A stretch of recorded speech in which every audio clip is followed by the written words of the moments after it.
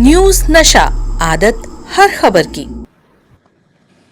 दोस्तों नमस्कार, मैं हूं विनीता यादव। जैसे जैसे चुनाव के परिणाम सामने आए, सवाल ये उठने लगे कि किस तरह से इस वक्त आरएसएस परिणाम आने के बाद एकदम से बदल गई। आखिर ऐसा क्या हो गया कि मोहन भागवत, जो पहले भी बोल सकते थे, उन्हें किसी ने रोका नहीं था, अब इतना खुलकर बोल रहे हैं जैसे ही मंत्रिमंडल मिला उसी दिन शाम को। ऐसा क्या बदल गया रातों रात? कुछ भी ऐसा नहीं है जो रातों रात हुआ हो। इतने परिपक्व नेता हैं, पुराने हैं आरएसएस के, ऐसे में उनको कभी भी रातों रात बोलने की जरूरत भी नहीं पड़ी है। तो कोई चीज जो बहुत दिनों से भरी हुई थी वो इसी टाइमिंग पर क्यों निकल कर आई? एक बड़ा सवाल। वहीं पर दूसरा सवाल कि उन्होंने हाल ही में शिवसेना के साथ शब्द में शब्द मिलाकर बोलना शुरू कर दिया है। शिवसेना जिस तरह से महाराष्ट्र में एक अजीब सा इतिहास देख चुकी है। एकनाथ शिंदे को तोड़ लिया गया, उधर सिंबल तोड़ लिया गया, फिर उद्धव ठाकरे ने किस तरह से अपनी एक मजबूत वापसी की है, लोगों के दिलों में जो उन्होंने जगह बना रखी थी उसके साथ उन्होंने बता दिया कि जो हार है वो षड्यंत्र की हुई है और मैं आज भी रियल शिवसेना बना हुआ हूं। ऐसे में मोहन भागवत, जो कि बाल साहेब ठाकरे के वक्त में जो हिंदुत्व वाली लाइन थी, उस वक्त से सब चीजें जानते समझते हैं। अब उन्होंने वापस से यहाँ पर अपने शब्द मिलाने शुरू कर दिए हैं। कुल मिला के चल क्या रहा है? नरेंद्र मोदी की एक तरफ बुराई करना, दूसरी तरफ नरेंद्र मोदी के सामने ही उनकी बीजेपी को कमजोर करने वाली पार्टी के बात में बात मिलाकर चलना। हमारे साथ इस वक्त डॉक्टर सीपी राय जी हैं, उन्हीं के साथ समझेंगे और जानेंगे। सर, आप काफी दिन से कह रहे थे ये बात कि ये बीजेपी और आरएसएस जो है दोनों एक ही हैं, अलग नहीं हो सकती हैं। अब मुझे भी शक होने लगा है सर, मैं पहले नहीं मान रही थी, मुझे लगा शायद आरएसएस त्रस्त है बीजेपी से, नरेंद्र मोदी की एक्टिविटीज से। लेकिन अब जब वो शिवसेना की हाँ में हाँ मिला रही है तो सर दो चीजें दिख रही हैं। फिर भी मैं सवाल में ये पूछ रही हूँ, गुंजाइश संभावनाएं हो सकती हैं कि एक तरफ हो सकता है कि अब उन्हें फुल ऐसा स्पेस मिल रहा है जहां पर वो खुलकर खेल सकती है, या फिर वो नरेंद्र मोदी की कमियों को छिपाने के लिए, जैसे एक माँ अपने बेटे को ही कहती है कि देखो बेकार है चलो इसको छोड़ो, तो उसके ऊपर वो नजर नहीं जाती है, ऐसे करके वो अपने बेटे के लिए फिर भी जगह बना लेती है। तो सर चक्कर क्या है ये पूरा? कभी भूख पर आरएसएस बोली क्या? जब से आरएसएस की स्थापना हुई 1924-25 से भूख पर, गरीबी पर, बेरोजगारी पर, किसान की समस्या पर, महंगाई पर, किसी हिंदुओं के साथ बलात्कार पर, हिंदू बेटियों की आत्महत्या पर, हिंदुओं की पढ़ाई पर, क्या आरएसएस ने कभी कोई विचार व्यक्त किया? उसको इन चीजों से कोई मतलब नहीं, उसका अपना दूसरा लक्ष्य है। और अभी जो आरएसएस बोल रही है, गलतफहमी में नहीं आना चाहिए, वो अपोजिशन का स्पेस ले रही है। अगर आरएसएस बोल रही तो आरएसएस पर अब हम चर्चा कर रहे हैं। आरएसएस बोल रही तो आरएसएस लीड बन रही है, अखबारों में और टीवी की सुर्खियां बन रही है। अगर वो नहीं बोल रही होती तो सुर्खियां इंडिया गठबंधन और कांग्रेस पार्टी बन रही होती, या अपोजिशन की जो पार्टी वो बन रही होती। ये बड़े सोचे समझे तरीके की साजिश है और वो अपोजिशन की लीड लेने की कोशिश कर रहे हैं, उस स्पेस को खत्म कर रहे हैं। नहीं तो मणिपुर आज तो नहीं हुआ ना, मणिपुर में वो लड़कियां नंगी घूम, उनके साथ जो हो रहा था वो इसी देश में हुआ, इसी देश की नागरिक है। और आरएसएस मणिपुर में काम कर रहा है, लंबे अरसे से नॉर्थ ईस्ट में काम कर रहा है, केरल में काम कर रहा है। उसके तो स्पेसिफिक जगह है, जहां मुसलमान होगा आरएसएस वहां काम करेगा, जहां ईसाई होगा आरएसएस वहां काम करेगा। मुख्य रूप से हमें आपको अपने शहरों में आरएसएस काम करता हुआ दिखलाई नहीं पड़ता। पूरे कोरोना काल में आरएसएस गायब था। आरएसएस ने कुछ नंबर जारी किए थे कि ये नंबर है, जिनको जरूरत पड़े ले लेना। खुद भाजपा वाले नंबर मिलाते रहे, मैंने भी मिला के देखा, उनमें एक भी नंबर नहीं मिला। खुद आरएसएस वालों को मदद कांग्रेस पार्टी के मदद करने वालों ने किया। जो बीवी श्रीनिवास हमारा है, जो कि मुखौटा था सामने राहुल गांधी का, मदद तो राहुल गांधी कर रहे थे, लेकिन बीबी श्रीनिवास सामने मुखौटा था, क्योंकि गांधी परिवार कोई भी मदद खुल के नहीं करता, वो सामने आके नहीं करता, किसी चीज का श्रेय नहीं लेना चाहता। तो मुखौटा वो था। खुद बीजेपी के लोगों ने, आरएसएस के लोगों ने, गोदी मीडिया के लोगों ने, एम्बेसीज के लोगों ने उससे मदद ली। आरएसएस से किसी को मदद नहीं मिली। जब कोरोना खत्म हो गया बिल्कुल लास्ट, ये लगा कि अब कुछ नहीं होने वाला है, अब ठीक हो गया, अब सब कंट्रोल में आ गया, तब आखिरी के 2-3 दिन स्टेशन पर यहाँ वहां 1-2 कैंप लगा के इन्होंने अपनी फोटो खिंचवा लिया। ये बड़ा ही षड्यंत्रकारी, बड़ा ही घातक संगठन है। इस वक्त भी जो ये कर रहा है, इसके पीछे कोई मकसद मोदी का विरोध करना नहीं है, इसके पीछे मकसद कोई शिवसेना की मदद करना नहीं है, इसके पीछे मकसद अपोजिशन का स्पेस घेर लेना है। जिससे अपोजिशन सीधे सीधे मोदी के सामने खड़ा दिखाई न पड़े, वरना अपोजिशन सामने खड़ा दिखाई पड़ेगा तो जो लोग मोदी की मदद कर रहे हैं उसके साथ आज खड़े हैं वो विचलित होंगे, वो टूट सकते हैं, वो बदल सकते हैं। उस स्पेस को खत्म करने के लिए आरएसएस ये सारे काम कर रहा है। देश की जनता को बिल्कुल तो सर ये बात तो तय है कि आरएसएस ये समझ चुकी है कि इस वक्त नरेंद्र मोदी की आलोचना बड़ी जरूरी है, लेकिन किसी की ऐसे आलोचना करके उसके फेवर में लोगों को कैसे लाया जा सकता है? नहीं, फेवर में लाने का सवाल नहीं है। सवाल यह है कि कई बार माँ बाप अपने बेटे की बुराई कर देते हैं। मेरा बेटा ठीक से पढ़ता नहीं है, मेरा बेटे का मन खेल में लगता है। इसका मतलब वो माँ बाप अपने बेटे दुश्मनी नहीं निभा रहे हैं, वो कई बार टटोल रहे होते हैं बगल के लोगों को, बाकी लोग क्या कहते हैं उसके बेटे के बारे में। लेकिन यहाँ पर मुझे कोई गलतफहमी नहीं है। आरएसएस सिर्फ अपोजिशन के स्पेस को घेर रहा है, सिर्फ उसके लिए सब कर रहा है। जहां तक आपने शिवसेना की बात किया कि शिवसेना के पक्ष में और शिवसेना जो बोल रही वो बोल रहा है, आरएसएस का उद्भव महाराष्ट्र से हुआ है।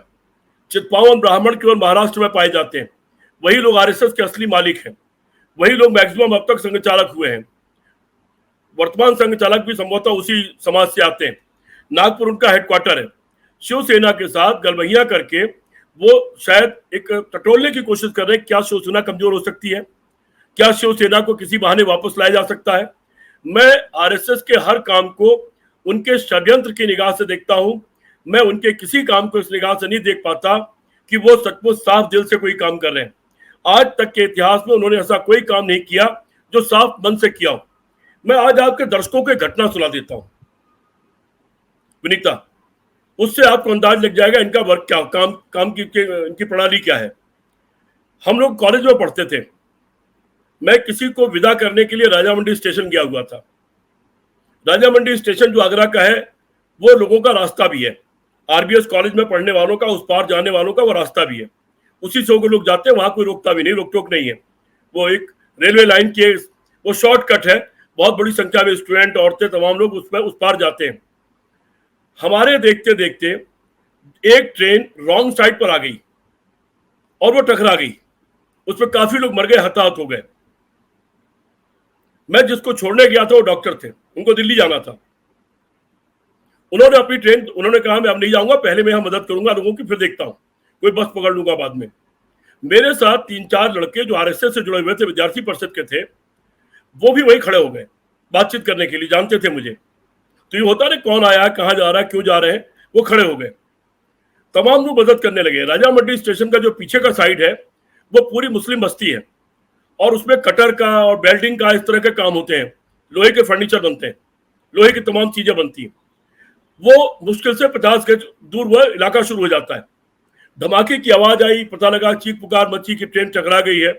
वो सारे मुसलमान 3-3, 4-4 मिल करके बड़े बड़े हथौड़े, कटर और अपने गैस कटर इत्यादि होते हुए ले करके भाग के आ गए राजामंडी स्टेशन पर। और वो तरह तरह से, चूंकि 2 ट्रेन आमने सामने टकरा गई थी, वो पिचक गई थी, तो वो उसमें मदद करने लगे, काटने में, निकालने में वो लोग मदद करने लगे, अन्य लोग भी मदद करने लगे। मैंने देखा कि वो 3-4 लड़के जो विद्यार्थी परिषद आरएसएस के थे, वो मुझे कहीं दिखाई नहीं पड़े। यूं ही निगाह पड़ गई कि है कहाँ, वो भी मदद कर रहे होंगे। पता लगा वहां से वो गायब हो चुके थे। और करीब आधे घंटा भी हो गया, उसके बाद अचानक वो मुझे ऊपर से सीढ़ियों से उतरते हुए दिखाई पड़े, जो दूसरी साइड से सीढ़ियां आती हैं। और उस वक्त वो पहले तो सामान्य हमारे आपके जैसे पैंट कमीज में थे। जब वो वापस मुझे उतरते हुए दिखाई पड़े, वो आरएसएस की जो ड्रेस होती है, सफेद कमीज और नेकर, वो घर गए, उन्होंने वो पहना। उस आपदा में भी उनको ये समझ में आया कि पहले नेकर पहन के आ जाए, और फिर वो पहन करके वहां से आए। एक फोटोग्राफर साथ लेके आए थे जो पीछे से दुकान है। तो ये है आरएसएस। और उस दिन से मुझे इनसे सख्त घृणा हो गई। इसके अलावा कुछ ऐसी घटनाएं हैं, क्योंकि जेल में भी हम लोग साथ रहे हैं, जो मैं इस मीडिया पर, खुलेआम मीडिया पर नहीं बता सकता, इनके चरित्र के बारे में, इन चीजों के बारे में। तो ये आरएसएस है।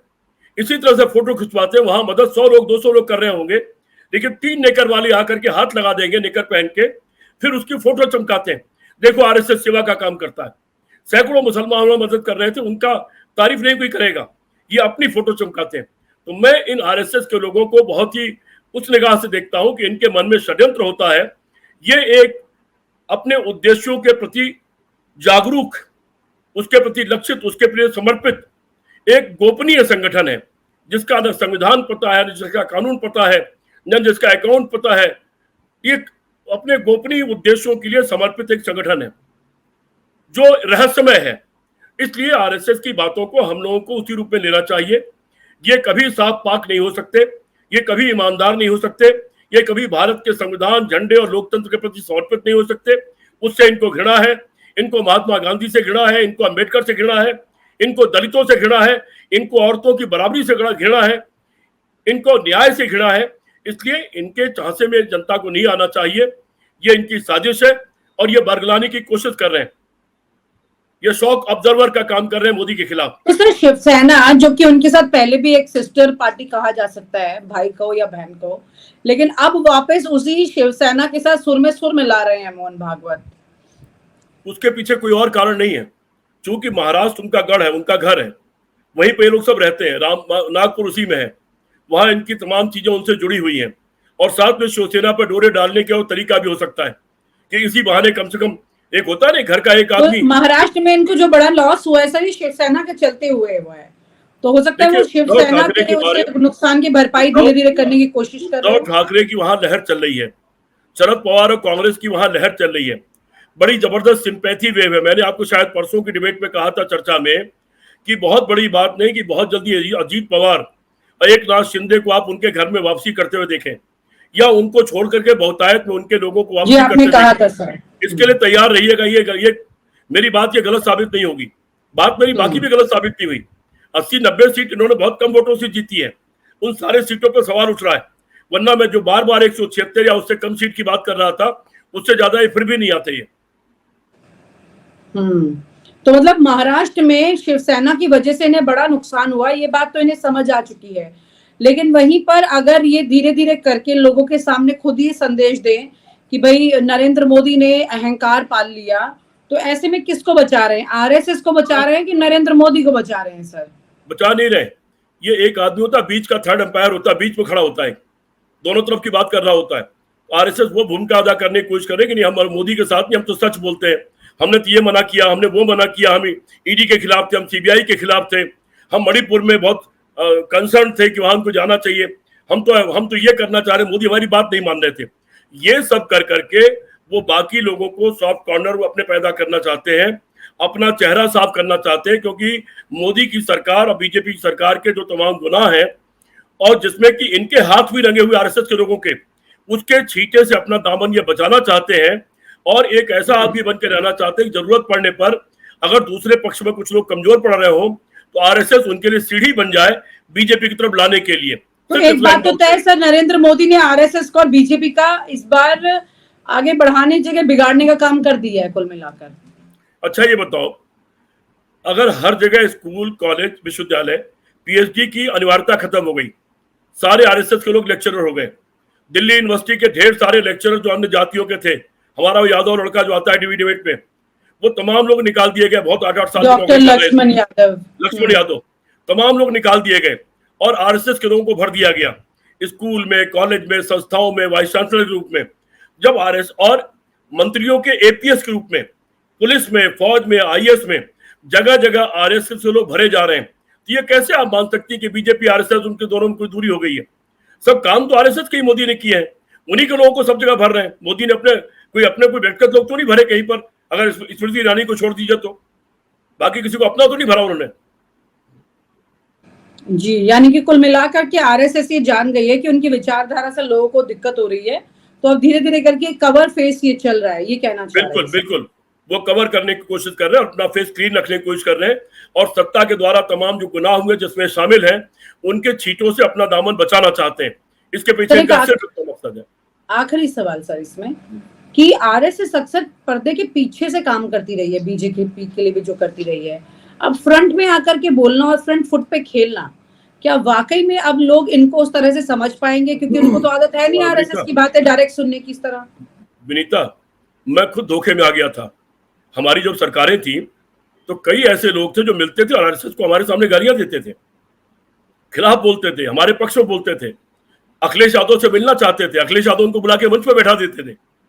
अपने कार्यकर्ताओं को पुलिस धकेल रही होती थी और अखिलेश यादव ने ऐसे लोगों को बुला के मंच पर बैठाया, अपने डीएम से कह के उनको बुला लो फला को। और बाद में जब इनकी सरकार आ गई तो मालूम पड़ा ये तो आरएसएस के बड़े खासम खास हैं। और बड़े हाई लेवल के संगी है लोग। मैं भी धोखा खा गया कई लोगों से। ये बड़े छुपे रुस्तम होते हैं। ये अच्छा हुआ इनकी सरकार आ गई, हर मोहल्ले मोहल्ले में एक्सपोज हो गए कि आरएसएस के कौन आदमी है। वरना पहले क्या थे, छुप के काम करते थे, सबके बने रहते थे, सबसे फायदा उठाते थे। इनका तरीका यही है कि छुप के रहो, कैमोफ्लाई कर लो अपने को, और बुरा वक्त आए तो पीछे हट जाओ, ढक जाओ, अपने को ढक लो और ढक करके अपने को बचा लो पहले, फिर मौका आने पर हमला करेंगे। ये इनकी रणनीति है। आपातकाल में भी देवरस ने इतनी लंबी चिट्ठी लिखी थी इंदिरा गांधी को, और आपातकाल को उन्होंने विकास पर्व कहा था। आरएसएस के 1.5 लाख लोगों ने 2-3 महीने माफी मांग ली थी, और उसको विकास पर्व कहकर माफी मांग के निकल लिए थे सब लोग जेल से। जब उनसे किसी से पूछा मैंने ऐसा क्यों किया आपने, बोले जेल में रहने का फायदा क्या है, घर में रहेंगे, व्यापार करेंगे, काम करेंगे, मौका आएगा फिर उलट देंगे। अरे इससे घटिया बात आरएसएस की क्या हो सकती है।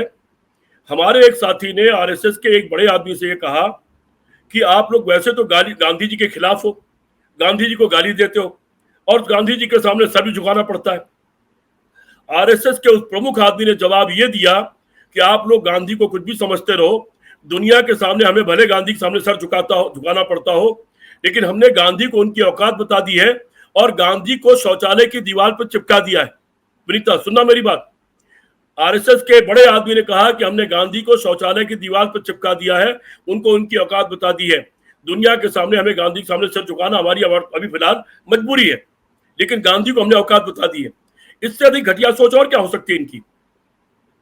जी सर, यानी कुल मिलाकर के आरएसएस इस वक्त जो खेल खेल रही है वो तस्वीर साफ नहीं है। उस तस्वीर को अगर अभी आपकी बात अगर समझने की कोशिश करें तो दिख और रहा है और कुछ अंदर घट कुछ और रहा है। इस वक्त नरेंद्र मोदी की कमजोरी को स्ट्रेंथ देने के काम की एक बिसात बिछा रही है आरएसएस। एक कवि की कविता है। जी सर। एक आदमी मरता है, एक आदमी उसकी मौत की आलोचना करता है, दूसरा उसके मौत का कारण बताता है, तीसरा बताता है कि उसको क्यों मर जाना चाहिए था, चौथा उस पर अफसोस जताता है, और फिर पांचों मिलकर बैठ करके अगली हत्या का प्लान बनाते हैं। पूरी कहानी कह दी सर आपने, इसमें समझने की जरूरत है। जी, thank you so much sir, thank you so much. और आप हमसे जुड़े रहने के लिए सब्सक्राइब करें YouTube पर, फॉलो करें Twitter पर और लाइक करें Facebook पर। और ज्यादा जानकारी के लिए आपको टाइप करना होगा सिर्फ न्यूज़ नशा।